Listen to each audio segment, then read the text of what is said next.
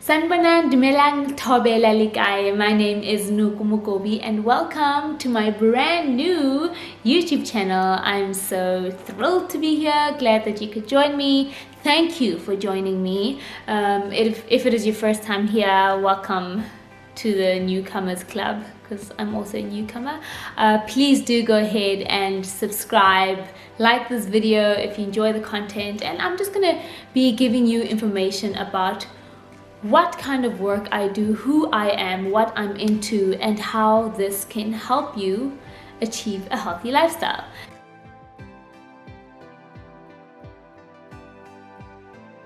As you can see by the title of today's video, I'm going to be sharing with you a personal story of how I overcame, or so to say, my journey with TB.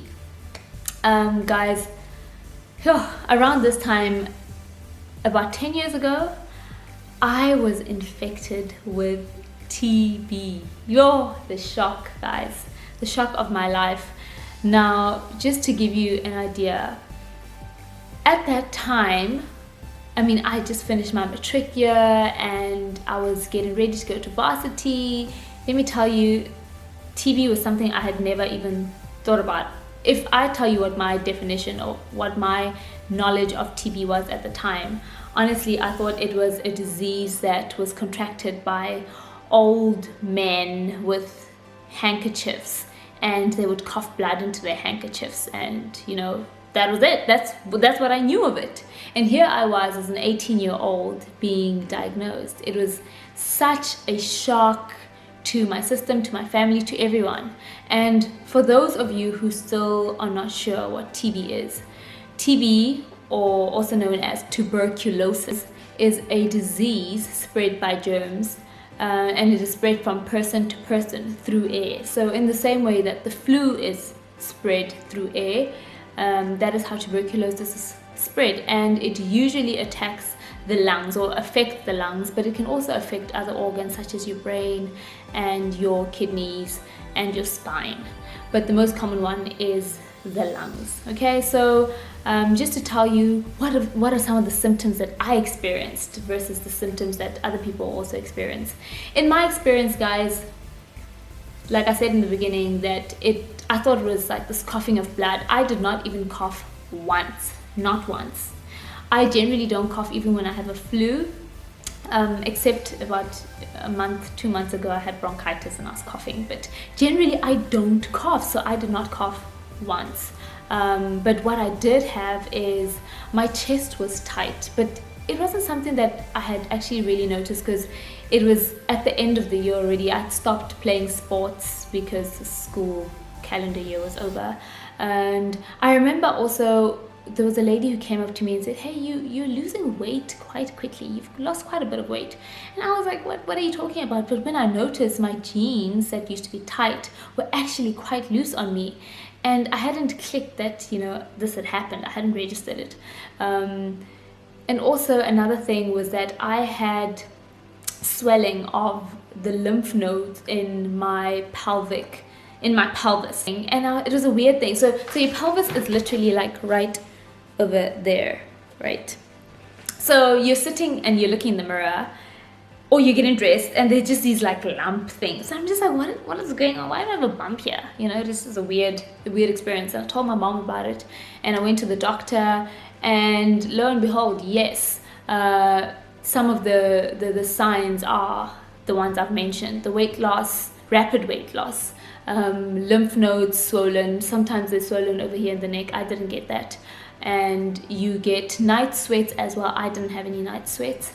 And sometimes you have fever accompanied with it, and the tight chest or chest pains. I didn't experience, I experienced half the symptoms. So the next thing was for me to get diagnosed, right? So I had to find out if this actually was TB. So the TB screening that they did then, it was very intense compared to the ones I've had recently, because I work in healthcare, so I constantly go for screens, for TB screens, and usually what they'll do is they'll sample your sputum. So that means you cough out like phlegm into like a little bottle, and they'll go get that tested in the laboratory. Alternatively, they can detect it also through x-rays. They'll also do chest x-rays just to see if there's anything in your lungs, because they can see like things, guys. Oh, I don't know if the terminology for you, but they will see in your lungs that your lungs have been affected, that there's some sort of infection, chest infection in your lungs.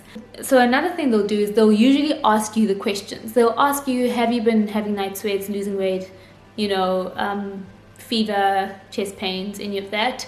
And then in my case, I know they don't always do this, but I had a biopsy done because with the lymph nodes swollen in my pelvis, they wanted to find out what it is, because they were suspecting TB, but they thought, what if it might be cancer? What if it might be, so they did a biopsy. So I was admitted in hospital. Guys, this was like right at the end of the year. I think it was like in January, like the first week of Jan or something. I was admitted in hospital. They did the biopsy and the results came back and they confirmed that it was tuberculosis.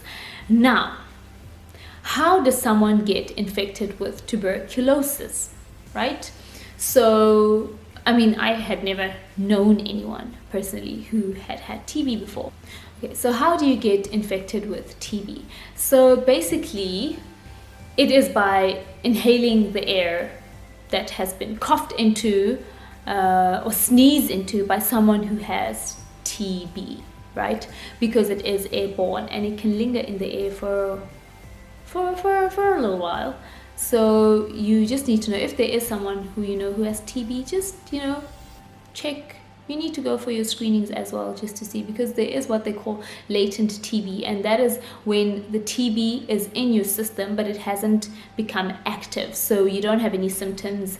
Maybe your immune system is still strong enough so it doesn't actually become activated and you don't actually have the active TB. So a lot of people do have latent TB, but it's not something that can be spread.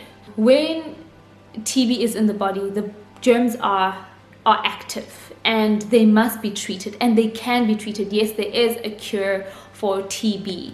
However, if you don't treat it, it can be fatal. TB can also be very dangerous if you have other immune compromising diseases such as diabetes, if it's not managed well, if you're HIV positive and you're not managing you're not taking your ARVs and you're not on your treatment and managing your treatment regime, then you are at a risk of being infected with TB and it being quite fatal. But obviously precautions can be taken. You can adhere to your medication, your treatment regime, and you will be putting yourself at less risk of being infected. Some other conditions that put you at risk of being infected with TB are, for example, malnutrition, and also if you are an alcohol or tobacco abuser, because you are literally just putting your immune system at risk. If you're malnourished, you don't have enough nutrients to fight off for your body to fight off any infections that come in. And so that's why you find that a lot of the times you find TB more common in areas where the economic challenge is greater. How to treat TB. So the treatment that I received was the initial, it's a 6-month period of medication that you're taking. I took one that was called Reefer 4, and it's basically 4 kind of drugs in one, and it can treat you in exactly 6 months if you complete your treatment on time. So that was the duration that I took the treatment for. Guys, it was a horrible time for me because for one, my family didn't know how to have a conversation about it with me, about the fact that I have TB. And so I was on this medication that was making me feel some type of way, but you know what, I soldiered on because I realized that I needed to get through it.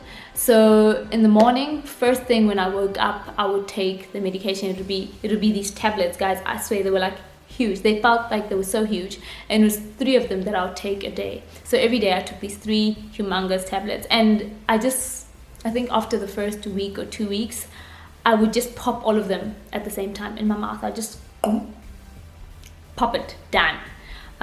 So some of the side effects you would get is, for example, your urine would be like orange.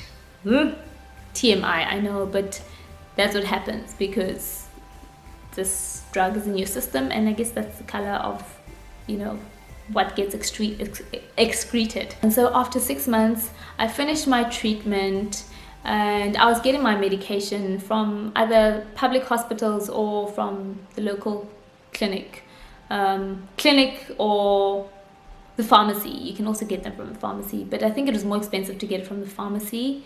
And at the local hospital, the treatment is free, so I ended up actually going there. I think after like 2 months, we just got the medication from the clinic and hospitals. Okay, so what happens if you don't complete your 6-month treatment? This is where things get a bit uncomfortable. So if you don't finish your treatment, you might develop what they call multi-drug resistant TB, which is the MDR TB, and that is as a result of incorrect dosage of the medication and just in compliance with your treatment. Okay, so this means now your body becomes resistant to the medication that is supposed to help you, and then you have to go for another period. It could be up to 2 years that you'll be going on to try and get this disease out of your body. So because it is 6 months, sometimes people get tired, guys. Taking medication is not nice, and so that's why you actually need a support system. You need people who are going to encourage you and just to check on you. So if you are suffering from any kind of long-term or chronic illness, it is helpful to speak to someone. So if you have a close family member or friend who can check in on you every now and then, because it does get very lonely. My journey was, guys, it was quite lonely initially. I mean, I was thinking to myself, oh my gosh, I'm going to die. God, is this how I'm going to die? Is this how you're going to take me at age 18 before I even get a degree, you know? But when I guess for me, what helped me was that I was able to journal about it. My doctor, actually, my GP told me to keep a journal, and I kept track of, you know, how I was feeling. And it really was a hard journey, but I made it. And as a therapist now, because I do counsel patients and family members, I always encourage them to talk about things. I know, especially in Black culture, we don't talk about some of the things that are very hurtful to us. We just kind of shove it aside, but that doesn't make it go away. If anything, people end up going into depressions and so forth because they were never able to express themselves and they were never able to get help. If you can afford to get like psychological assistance, if that's what you need for you to get through it, you are more than welcome. I mean, we only live once, and support is support, guys, but it is helpful to know and be known. I know some of my family members who are watching this are hearing this information for the first time because they didn't know that this happened. But hey guys, this is my life, and that is why I'm sharing it with you, so that you can empower someone else who is going through health issues. How do we prevent TB from spreading? TB can be prevented from spreading, guys. And basically, first and foremost, if you do have it, finish your treatment. You know, that's just, it's 6 months, but 6 months can save you, you know, I'm going on 10 years now without TB. So 6 months can really save your life. And also cough etiquette. If you need to cough, if you see someone coughing, guys, we're at a point now where we should know that we can't be coughing into our hands anymore, because when you cough into your hands, you're going to end up touching things and you're going to be spreading, you know, germs, because not everyone who coughs into their hands goes and washes their hands. So these days, just so you know, when we cough, you need to cough into your elbow. I actually did an Instagram story on this, if you check my page out, but you cough into your elbow, that way your hands remain clean. You just kind of dab into your elbow like that and it's done. And also another way that you can help yourself prevent yourself from getting TB, so to say, is to keep your immune system up. So things like eating breakfast in the morning, guys, that boosts your immune system, because you're already stronger just from the fact that you gave your body some nutrition. As I said, malnutrition is one of the ways in which one of the risk factors for contracting TB. So just to make sure that you are eating healthy, eating, you know, your meals, drink your water, you know, because water. And lastly, if you are on any other chronic medication, make sure that you're complying. If you're on ARVs, take your treatment, guys. Like, these things are here. You know, I believe that God heals us, and I do believe he healed me, but I also know that one of the ways that he heals us, he's not necessarily going to perform a miracle for everyone. He sends scientists, he sends doctors, he gives people information, knowledge, so that they can make this medication, so that we can take this medication and be treated and be healed. So take your treatment. If you have diabetes, you know, make sure that you're monitoring your sugar levels and all of that. It really is a little bit of extra work that you need to do, but it goes a long, long way.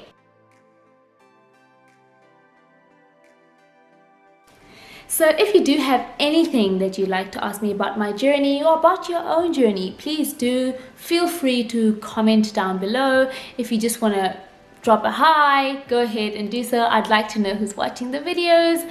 And yeah, guys, go ahead and subscribe. Really look forward to this journey with you. Love you so much. Take care. God bless. Goodbye. Mwah.